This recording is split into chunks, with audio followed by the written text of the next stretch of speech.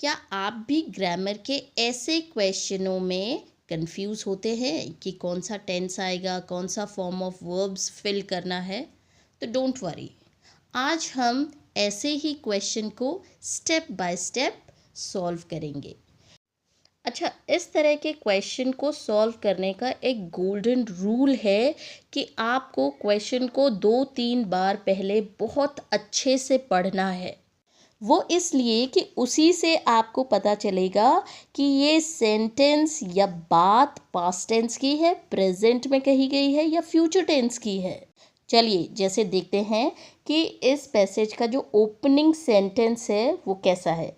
Once upon a time, तो जब आप केजी या नर्स फर्स्ट सेकंड में पढ़ते थे तो आप उस टाइम बहुत सारी स्टोरीज पढ़ते थे ना, और उन सारी स्टोरीज की जो ओपनिंग लाइन होती थी वो ऐसे होती थी, वंस अपॉन अ टाइम, मतलब बहुत पहले की बात है। अब पहले की बात है का मतलब क्या है? पास्ट टेंस में स्टोरी है, ठीक है। तो बिल्कुल आपको यहाँ पे क्लियर नोटिफिकेशन मिल जाता है या आपको पता चल जाता है कि ये पास्ट में बात हो रही है। So we need the past tense of live. Live का पास्ट टेंस क्या होता है? लिव्ड। So easy. अब नेक्स्ट लाइन में देखिए, the line is he dash for his justice and kindness. इसमें देखिए, क्या हम बोल सकते हैं he knew for his justice? No, that's a wrong sentence, because he did not know himself. कोई भी अपने आप को थोड़ी जानता है, दूसरे ही तो बताते हैं कि वो अपनी न्यायप्रियता और दयालुता के लिए जाना जाता है। हम थोड़ी बोलते हैं कि हम अपनी जस्टिस और काइंडनेस के लिए जाने जाते हैं। तो यहाँ पे हमें जो सेंटेंस है उसको पैसिव वॉइस में चेंज करना पड़ेगा। तो पैसिव क्या होगा इसका? ही वॉज नोन, ठीक है। न्यू का क्या हो जाएगा? नोन, या नो का नोन हो जाएगा। He was known for his justice and kindness. देखिए, इतना भी इजी नहीं है, बिना प्रैक्टिस के तो बिल्कुल नहीं होगा।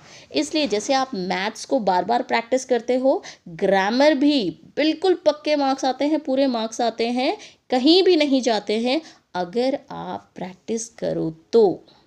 अगली लाइन देखते हैं, people from far away lands dash to seek his advice.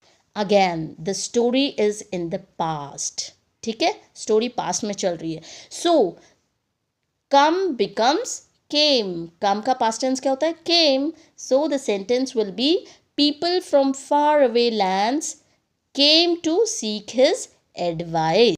Next line है, everyone said that a ruler dash be like him. Which is correct?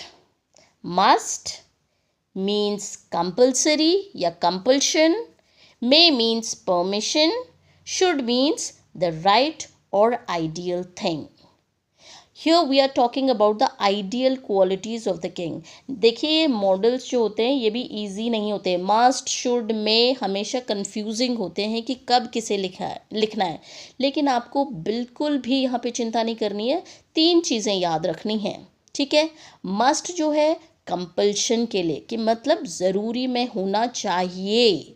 And मे का होता है जब आप परमिशन लेते हो किसी से।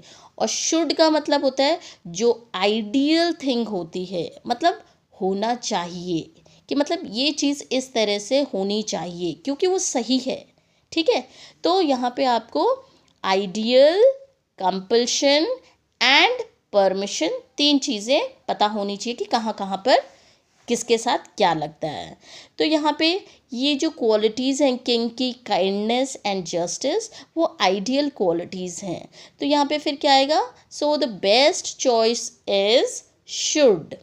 Sentence goes like this, everyone said that a ruler should be like him. I hope it is clear to you. Now, the whole passage comes like this, the corrected and the edited one. Once upon a time, there lived a wise king.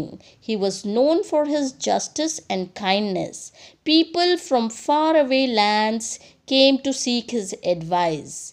Everyone said that a ruler should be like him. देखो, answer find करना मुश्किल नहीं है, बस ध्यान दो कि sentence का टाइम कौन सा है, पास्ट, प्रेजेंट या फ्यूचर, और मॉडल्स का सेंस समझो, ड्यूटी है, परमिशन है या पॉसिबिलिटी है। इसी तरह प्रैक्टिस करते रहो और एग्ज़ाम में ग्रामर के मार्क्स बिल्कुल पक्के कर लो, मतलब कहीं नहीं जाने वाले हैं मार्क्स, आपके ही पास आएंगे।